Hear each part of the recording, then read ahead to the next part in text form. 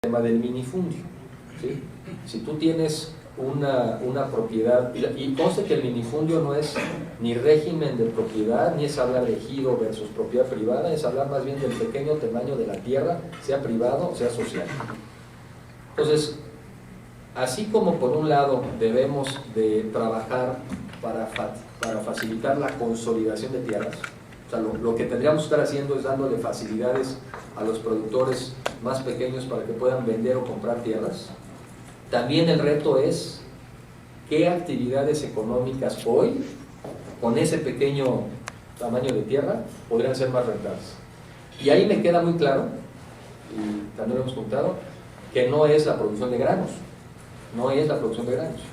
No es la producción de granos donde tú no vas a poder competir, no vas a ser competitivo con 1 hectárea o menos, cuando a veces hay otros productores, tanto nacionales como internacionales, que cuando menos tienen 100 hectáreas para producir. Pero sí hay otras actividades, como probablemente las hortalizas, que por lo que he ido viendo, también en otros países, eso es lo que han hecho algunos de los productores minifundistas. Esa es a la actividad a la que se han destinado, siempre y cuando construyas alrededor de ellos una organización que les permita comprar insumos baratos y vender de manera colectiva. Entonces, a mediano plazo hay que ir trabajando en la consolidación de la tierra, pero en el plazo inmediato, en lo que hay que trabajar es en la organización de los productores para que compran y vendan en grupo. No hacerlo, ahí sí, con TLCs o sin TLCs, no hay futuro, ¿sí? O sea, no agruparte y no organizarte para comprar más barato y ser más eficiente al vender, pues entonces sí es destinarte a una competencia desleal que no hay manera de ganarla, ni con una cerrazón a la economía, eso simplemente no se da. Y ahí es donde nosotros queremos participar, no solamente con financiamiento, sino con esas propuestas, con el incentivo a esas políticas, a esos cambios, para que entonces sí podamos llegarle a productores más pequeños y darles financiamiento.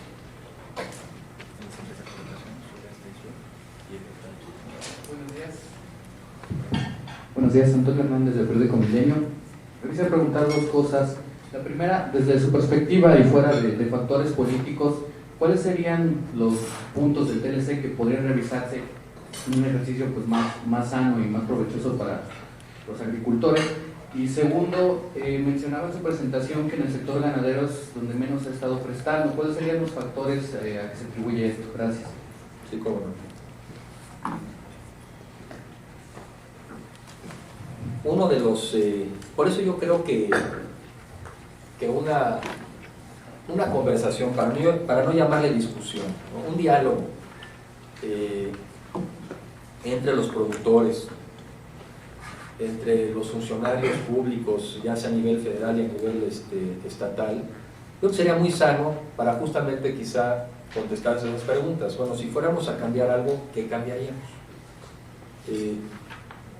Esta discusión además tiene que estar basada con la etapa en la que estamos, porque como ustedes saben, el TLC se firmó hace 15 años y para muchos productos la apertura fue inmediata.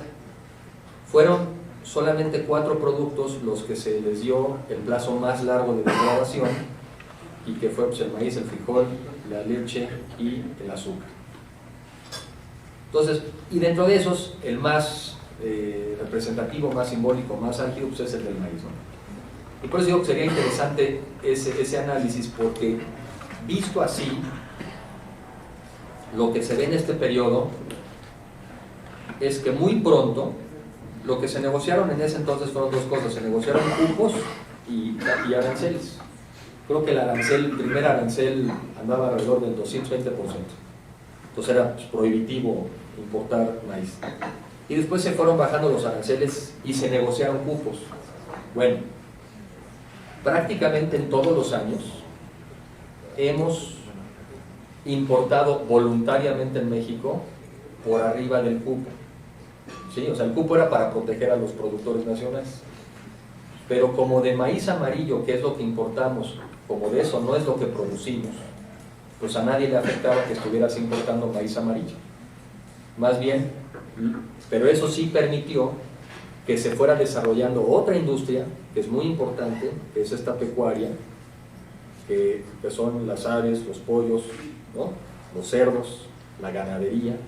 Toda esta industria en estos años ha tenido un crecimiento constante y al alza, gracias a que has podido acceder a granos baratos o más baratos, ni siquiera tan baratos, porque en México nada más por traerte los granos de Estados Unidos acá, eso ya implica cuando menos un 35% de sobreprecio.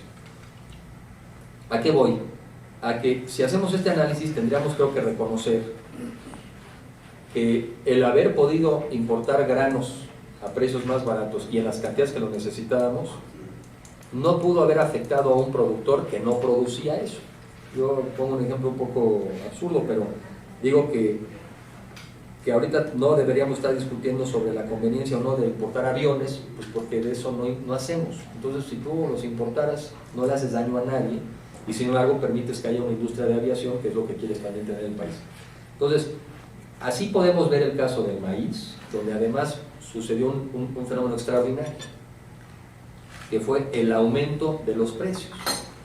¿Cuál hubiera sido el temor si no hubiera pasado esto? Pues que te fueran a inundar de maíz del que haces y de manera muy barata. Pues no, justamente lo que hoy está pasando en el mundo es lo contrario. Hay maíz caro y escaso. Maíz caro y escaso.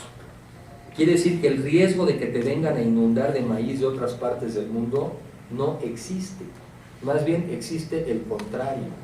Existe el riesgo de que te pudieras quedar sin las cantidades suficientes de maíz. Entonces el TLC, visto así, pues no es la discusión. Más bien lo que tendríamos que estar diciendo es cómo vamos a aumentar la producción de granos en México para sobre todo hacerle frente a la demanda de esta industria pecuaria, que sí es muy dependiente de las importaciones, y si no producimos más maíz amarillo en México, pues les vamos a tener que andar comprando a los americanos más y más caro. Entonces, yo creo que si así fuéramos realizando cada uno de los temas, entonces podríamos llegar a la conclusión, bueno, es un tema de renegociación, o es un tema de políticas públicas, de apoyo a ciertos productores, de reconversión productiva. Oye, ¿por qué no hacemos más amarillo que blanco? La verdad, la respuesta no la tengo muy clara. He oído todas las versiones, desde que da rendimientos más bajos hasta de que es igual, ¿sí? Bueno, pues ese es el tipo de cosas que deberíamos estar hablando, y me parece que si lo estuviéramos haciendo los productores, el gobierno juntos, pues sería mejor para que si estuviéramos como en esta aparente discusión sobre el TLC, cuando creo que en el fondo no es la discusión. Yo creo que lo que todo el mundo aspiramos a tener es políticas públicas más claras, que nos den a todos certeza, que a los productores les permita saber a varios años hacia adelante. Ese es un defecto además de la programación en México. En México tú tienes los presupuestos anuales, no multianuales. Entonces tú sabes que vas a tener un subsidio este año, pero no sabes si lo vas a tener en 2 o en 3. Ahí sí los americanos, a través de una legislación que le llaman Farm Bill, ¿no?, ellos sí pueden programar a más años de distancia qué apoyos van a estar recibiendo del gobierno americano.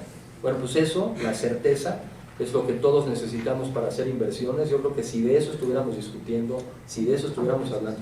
Ahora, si de todos en el camino hubiera, como pudiera darse el caso, de que se descubrieran que hubo ciertas prácticas desleales sobre ciertos temas, pues entonces sí, ¿cuáles son los mecanismos para, dentro del tratado, hacerle frente a eso?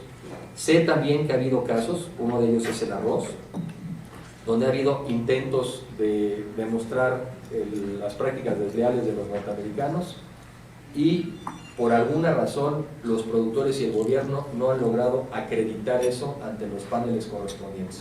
Habrá que revisar entonces si lo hicimos mal, si faltó información o qué pasó. Pero lo que tú tienes que demostrar, pues es que hay daño, que te está afectando, porque no perdamos nada más de vista una cosa. Dentro de las reglas del juego de hoy, si tú dijeras vamos a dejar de importar X o Y cosa, tú tendrías que negociar con el otro país qué va a dejar de comprar él de ti, ¿sí? Y muy probable en nuestro caso dirían, pues vamos a dejarles de comprar aguacates, vamos a dejarles de comprar quizá tomates, vamos a dejarles de comprar quizá cerveza. Estos vamos a dejarles de comprar en lo que ustedes han sido exitosos y en lo que aparentemente han afectado a nuestros productores. Entonces no hay la manera de abrir una discusión de esa naturaleza sin que